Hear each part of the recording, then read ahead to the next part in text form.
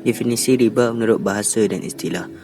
Riba merujuk kepada lebihan, pertambahan dan perkembangan. Firman Allah Subhanahu wa taala, "Wa taral arda hamidatan fa idza anzalna 'alaiha al-ma'a ihtazzat wa rabat wa ambatat min kulli zawjin bahij." Maksudnya, engkau melihat bumi itu kering. Kemudian apabila kami menurunkan hujan menimpanya, bergeraklah tanahnya dengan tumbuh-tumbuhan yang mencerup tumbuh, dan gembur membusuklah ia, serta ia pula menumbuhkan bahagian-bahagian tanaman yang indah permai. Surah Al-Hajj ayat ke-5. Maksudnya, bumi ini bergerak, meningkat dan bertambah berbanding sebelum hujan turun. Firman Allah Subhanahu wa taala lagi, "An takuna ummatun hiya arba min ummatin." Maksudnya, disebabkan adanya satu golongan yang lebih ramai dari golongan yang lain. Surah An-Nahl ayat 92. Maknanya, semua bayaran tambahan kepada modal yang kamu berikan kepada pemakanan riba akan menambahkan dan mengembangkan harta mereka, tetapi Allah Subhanahu Wa Taala akan menghapuskannya dan tidak akan memberkatinya.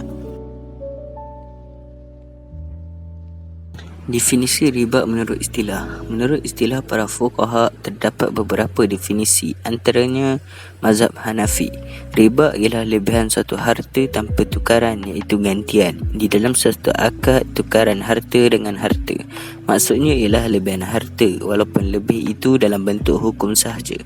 Yang kedua, mazhab Syafi'i, riba ialah akad yang dimeterai sebagai pertukaran barang tertentu, tetapi pada ketika akad dimeterai, pertukaran ini tidak diketahui kesamarataannya menurut ukuran syarak, walaupun penyerahan salah satu atau kedua-dua barangan tersebut dilewatkan. Yang ketiga, mazhab Hanbali, riba ialah berlaku lebihan dalam beberapa perkara dan kelewatan penyerahan yang dikhususkan dengan perkara tertentu berdasarkan syariat yang mengharamkannya. Yang terakhir sekali, mazhab Maliki, setiap jenis daripada jenis riba mengikut yang ditarifkannya.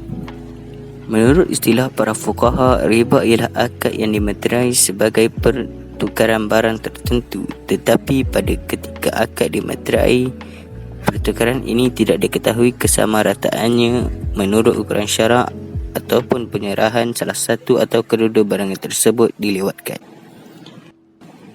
Barangan tertentu di sini merujuk kepada harta yang terbabit dengan riba, iaitu barangan berunsur riba. Tidak diketahui kesamarataannya bermaksud salah satu barangan tidak sama dengan barangan satu lagi, ataupun tidak diketahui persamaannya.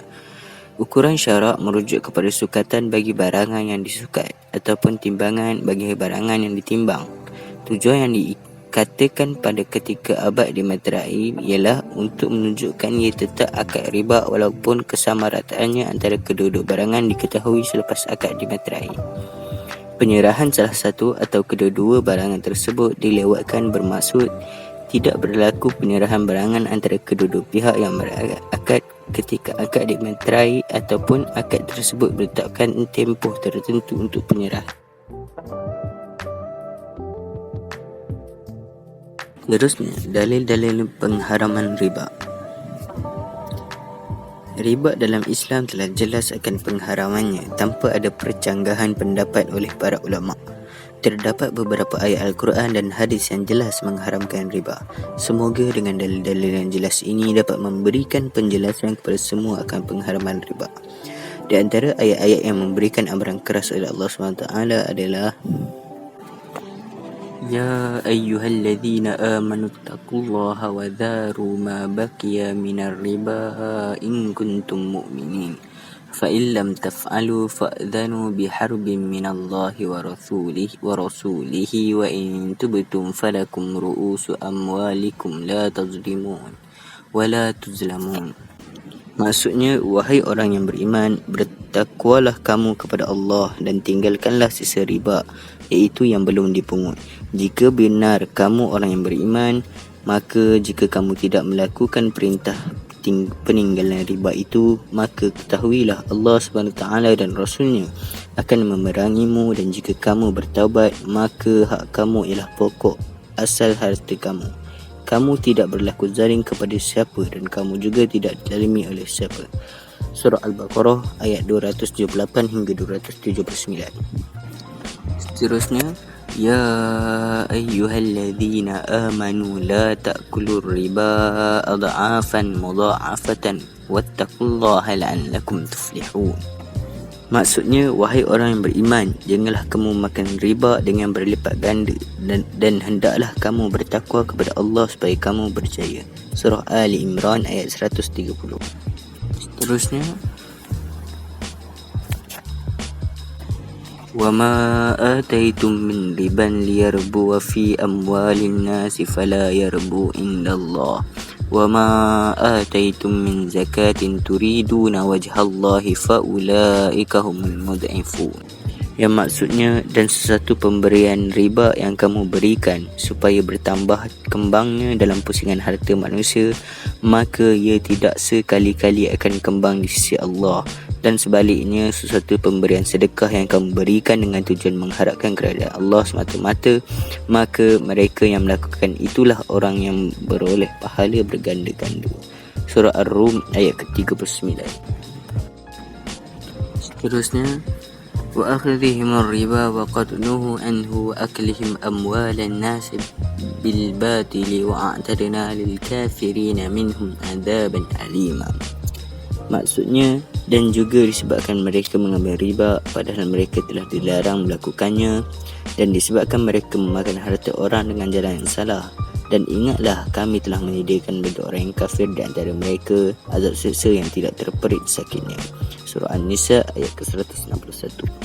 Seterusnya, hadis di bawah adalah penjelasan Nabi sallallahu alaihi wasallam tentang kedudukan sebenar pemakan riba, wakil, saksi dan penulisnya yang telah dilaknati oleh Allah SWT, di mana sabda Nabi sallallahu alaihi wasallam, Allah melaknat pemakan riba yang memberi makan dua orang yang saksinya dan juru tulisnya. Riwayat Ahmad, Tirmizi dan Ibnu Majah. Tajuk barangan berunsur riba. Riba berlaku apabila membabitkan 6 barangan berikut, iaitu emas, perak, gandum, bali, tamar dan garam.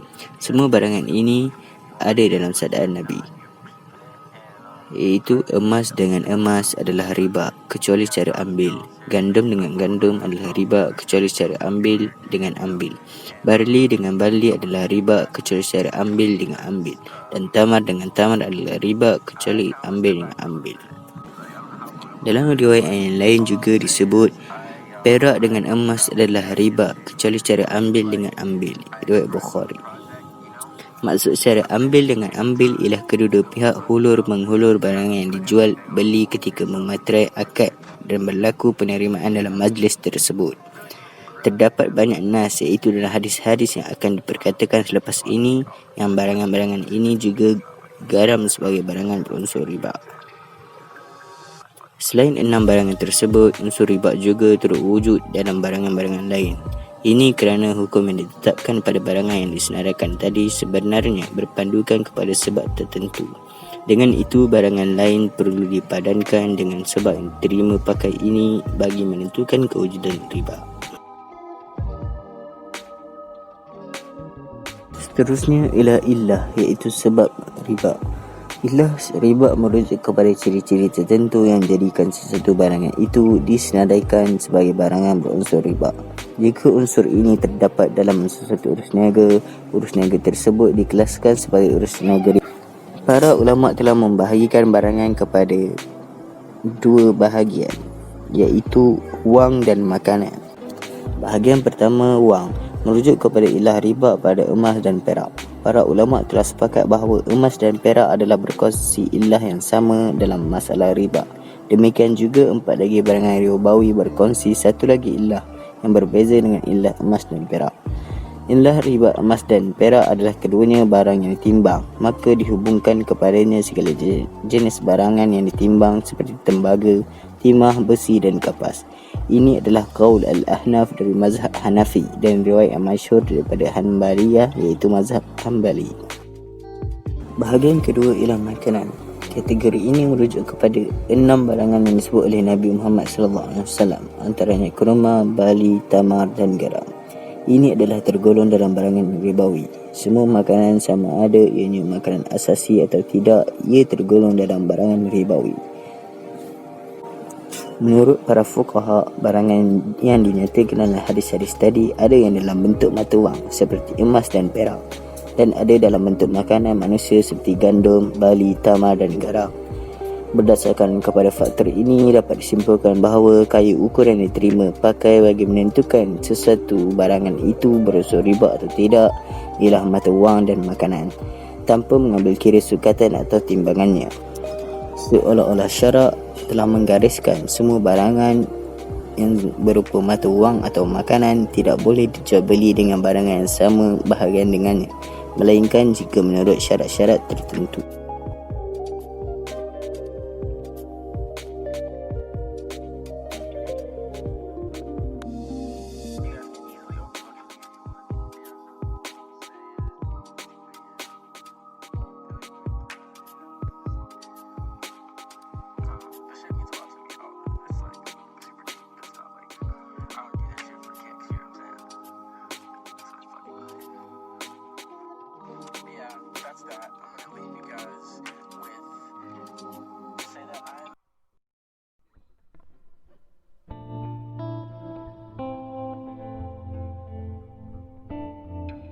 Definisi jenis-jenis riba. Riba yang pertama ialah riba al-fadl.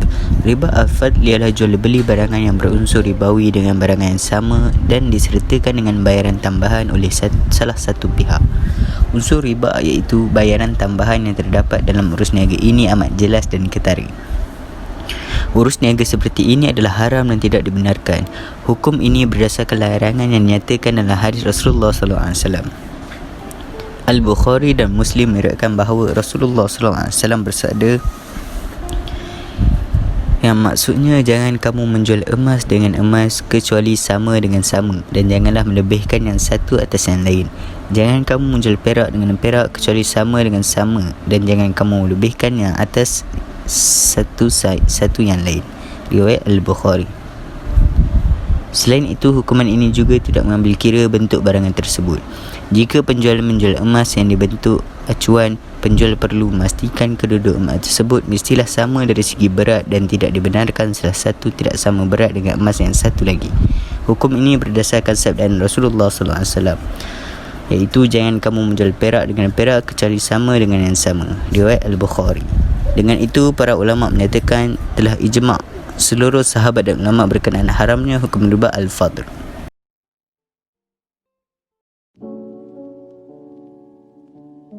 Seterusnya adalah riba nasiah, iaitu bayaran tertangguh. Riba nasiah adalah tambahan yang diambil kerana penundaan pembayaran hutang, di mana hutang itu sepatutnya dibayarkan pada tempoh yang tertentu, akan tetapi dilewatkan pembayaran hutang kepada tempoh yang baru. Misalnya, Adli berhutang dengan Ismail sebanyak RM100 dan berjanji akan membayar hutang RM100 itu dalam tempoh sebulan akan datang. Akan tetapi, apabila genap tempoh sebulan itu, Adli tidak mampu membayar hutangnya dan meminta untuk dilewatkan sedikit waktu membayar hutangnya. Oleh kerana penangguhan itu, Ismail meminta Adli membayar RM120 kepadanya.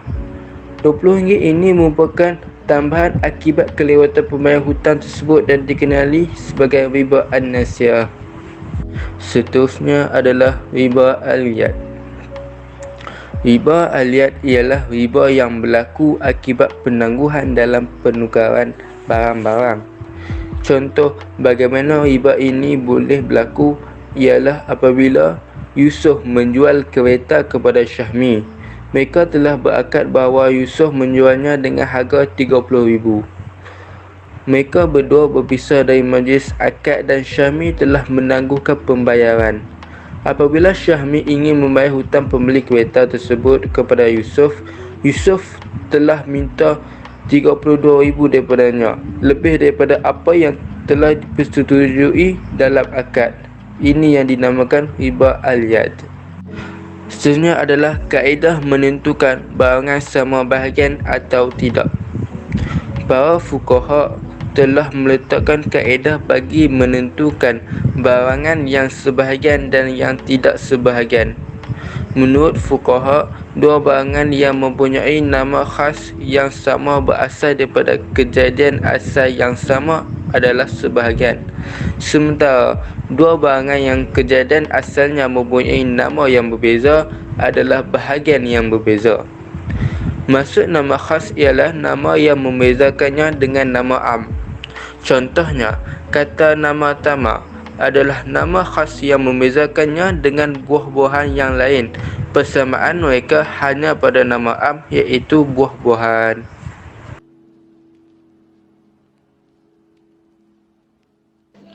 Okey, contohnya kita sambung jual beli barangan berunsur riba dan syarat-syarat bagi membolehkannya. Okey. Semua barangan berunsur riba yang dinyatakan banyak digunakan dalam urus niaga dan saling bertukar tangan. Dalam pada itu, syariat Allah Subhanahu Wa Taala datang untuk memudah. Syariat Allah Subhanahu Wa Taala ni, yakni Islam, datang untuk memudahkan dan meringankan segala bebanan manusia. Firman Allah Subhanahu Wa Taala dalam surah Al-Baqarah ayat 185, A'udzubillahi minasyaitonirrajim. Yuridullahu bikumul yusra wa la yuridu bikumul usra. Mafhumnya, Allah mengkehendaki kamu beroleh kemudahan dan ia tidak mengkehendaki kamu menanggung kesukaran. Dan dalam surah Al-Hajj Allah berfirman, mafhumnya, dan ia tidak menjadikan kamu menanggung sesuatu keberatan dan susah payah dalam perkara agama. Barang-barang ribawi menurut para ulama adalah 6 jenis benda yang disebutkan Rasulullah SAW dalam hadis, ialah dalam hadis di atas yang dibacakan sebelum ini, iaitu yang pertama emas, perak, tamar, garam, gandum dan syair. Emas dan perak adalah dua benda ribawi seilah berlainan jenis. Tamar, gandum, syair, garam adalah benda ribawi berlainan jenis seilah. Adapun emas dengan gandum misalnya, maka kedua-duanya adalah berlainan jenis dan ilah. Syarat dalam melaksanakan jual beli barang ribawi apabila ianya sejenis dan seilah, seperti emas dengan perak, perak dengan perak, gandum dengan gandum, hendaklah ada padanya 3 syarat.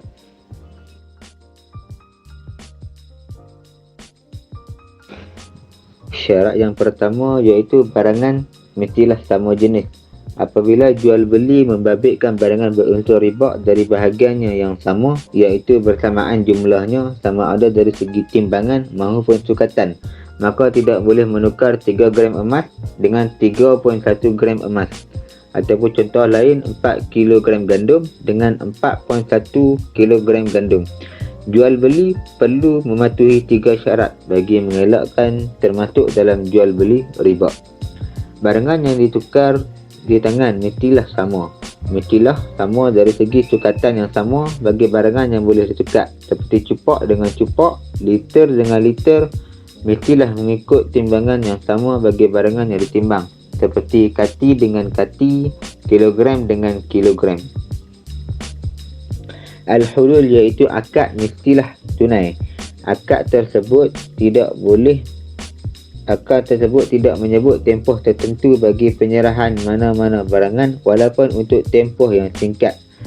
Penyerahan barang itu mestilah bersegera dalam majlis akad jual beli. Tidak boleh menjual 3 kg gandum yang ada di majlis dengan 3 kg gandum yang berada di luar majlis akad.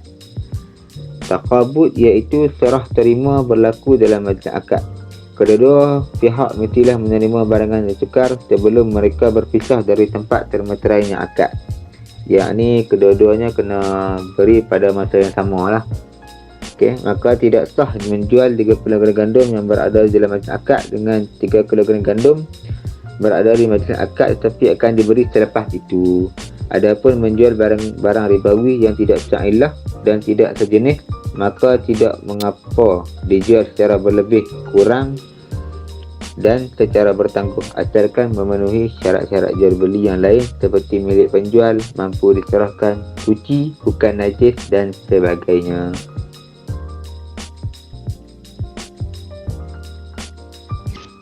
Seterusnya, barangan tidak sebahagian tetapi mempunyai ilah riba yang sama. Apabila jual beli tersebut membabitkan dua bahagian barangan berunsur riba yang berlainan bahagian tetapi mempunyai ilah riba yang sama, Jual beli seperti ini perlu memenuhi dua syarat bagi menjadikan jual beli tersebut sah dan bersih daripada riba. Akad tersebut, yang pertama, akad tersebut mestilah tunai dan serta-merta. Yang kedua, penerimaan barangan berlaku di tempat termeterainya akad.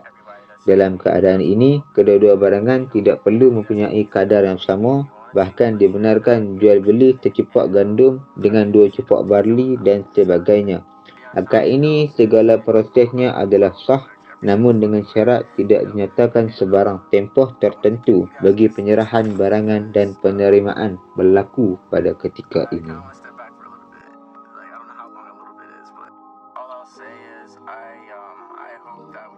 Seterusnya, barangan berlainan ialah riba. Aspek yang diambil kira dalam menentukan sesuatu barangan itu berunsur riba atau tidak ialah barangan tersebut berbentuk mata wang atau makanan. Maksud berlainan ialah riba sudah tentu hanya merujuk kepada jual beli yang membabitkan salah satu barangan berbentuk mata wang dan satu lagi berbentuk makanan. Dalam hal ini, kesahihan jual beli dan akad tersebut tidak terikat dengan syarat-syarat yang dinyatakan sebelum ini. Dengan ini, jual beli 20 cupak gandum dengan 10 gram emas adalah sah, sama ada berlaku proses penyerahan dan penerimaan atau tidak, ataupun ditetapkan tempoh penyerahan tertentu atau tidak.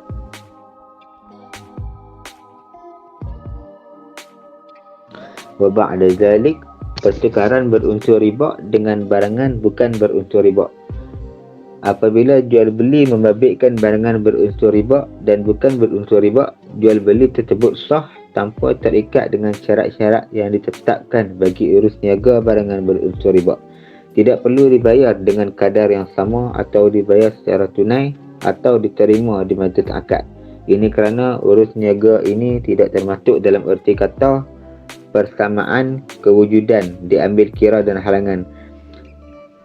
Seperti mana yang diketahui, apabila sesuatu jual beli membabitkan barangan yang berunsur riba dengan barangan yang sama bahagian dengannya, perlu wujud persamaan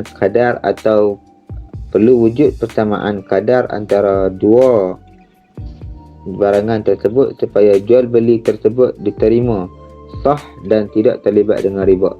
Ini tidak termasuk syarat-syarat lain yang telah dinyatakan. Apa yang ingin kita bincangkan di sini ialah bagaimana persamaan ini wujud, bilakah persamaan ini diambil kira dan apakah yang menghalang wujudnya persamaan ini. Seterusnya, apa yang mewujudkan persamaan?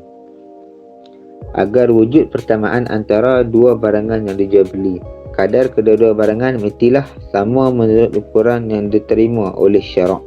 Kadar yang diterima oleh syarak ialah sukatan yang sama bagi barangan yang boleh disukat walaupun timbangannya berbeza, ataupun timbangan yang sama bagi barangan yang ditimbang walaupun sukatan yang berbeza. Oleh itu, barang yang dijual berdasarkan sukatan tidak sah dijual dengan barangan yang sama bahagian kecuali jika sukatannya sama. Dengan ini, tidak sah jika ia dijual dengan barangan yang sama berdasarkan timbangan yang sama. Bagi barangan yang dijual berdasarkan timbangan, ia tidak boleh dijual dengan barangan yang sebahagian dengannya, kecuali jika timbangannya sama. Jadi, tidak sah barangan ini dijual dengan barangan yang sama berdasarkan sukatannya yang sama. Oleh itu, ukuran yang digunakan bagi menentukan kewujudan persamaan ini ialah sama sukatan bagi barangan yang disukat atau sama timbangan bagi barangan yang ditimbang.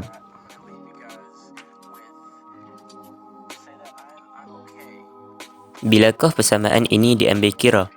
Jika barangan yang berunsur riba sama ada disukat atau ditimbang, berubah-ubah kadarnya mengikut keadaan tertentu ketika basah dan kering, persamaan yang diambil kira ialah waktu kering, iaitu ketika barangan tersebut benar-benar telah matang. Dengan ini, bijirin dengan bijirin tidak boleh dijual kecuali setelah ia kering dan dibersihkan daripada kulitnya agar benar-benar sama.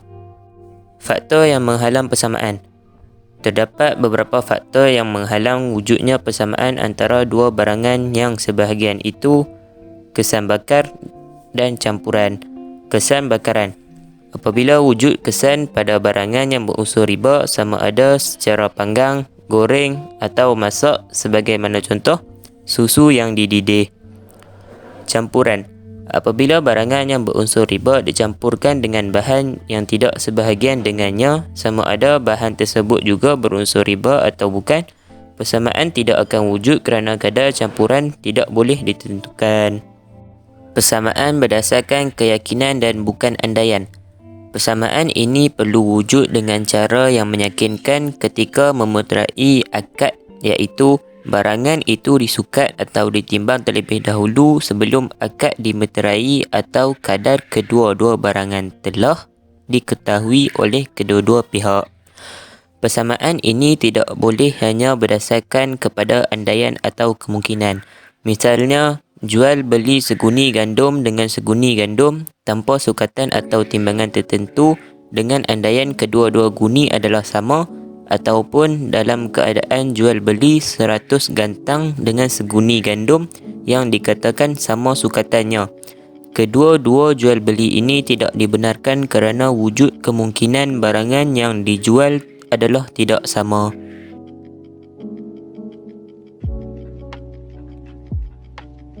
Muzabanah dan muhaqalah. Terdapat dua perbezaan maksud antara muzabanah dan muhaqalah dalam jual beli barangan yang berunsurkan riba dan tidak dibenarkan oleh syarak. Yang pertamanya, muhaqalah ialah jual beli bijirin yang masih di dalam kulitnya dengan barangan yang sama secara andaian, iaitu mengandaikan sukatan atau timbangannya sama. Yang kedua, muzabanah, iaitu jual beli kurma yang basah, iaitu rutak yang masih berada di atas pokok dengan khamar, iaitu tamar yang telah dipetih dengan andaian kedua-duanya sama. Begitu juga dengan anggur dan kismis. Araya. Araya pada istilah ialah pokok yang dibiarkan oleh pemiliknya untuk makanan sendiri. Pokok ini dinamakan demikian kerana ia dipisahkan daripada hukum-hukum pokok lain dalam kebun tersebut. Ini kerana terdapat di kalangan orang ramai yang mahu kurma basah dan anggur yang dipetik daripada pokoknya, sedangkan ia tidak mempunyai pokok kurma dan anggur. Maka hukum syarak membenarkan untuk dijual beli. Mengikut syarak pula, araya ialah menjual buah kurma basah yang masih di atas pokok secara andaian dengan kurma, iaitu tamar, ataupun menjual anggur secara andaian dengan kismis dan kadarnya adalah kurang daripada 5 wasaq, iaitu bersamaan dengan lebih kurang 700 kg.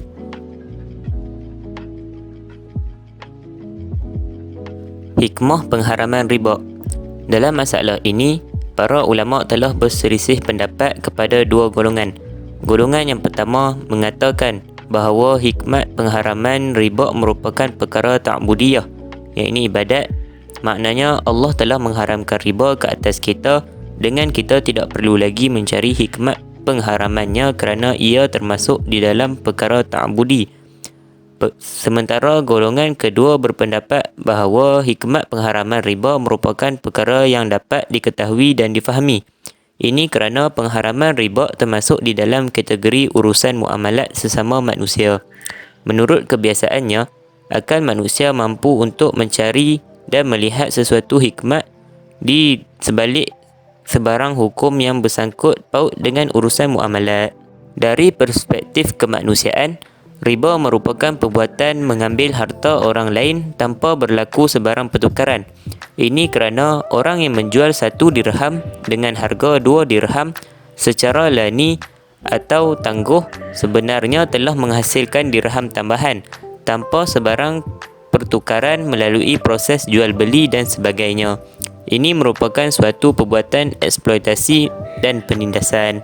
Dari perspektif ekonomi, sistem riba akan menghancurkan dan memberi impak yang negatif di mana ia akan meruntuhkan pandangan masyarakat terhadap keyakinan kepada sistem ekonomi yang sebenar. Simpulan, Islam menutup pintu bagi siapa yang berusaha untuk mengembangkan harta melalui jalan riba. Lalu, riba itu diharamkan. baik sedikit mahupun banyak. Islam juga mencela kaum Yahudi yang mengamalkan sistem riba, padahal mereka telah dilarang oleh Allah dalam perkara itu.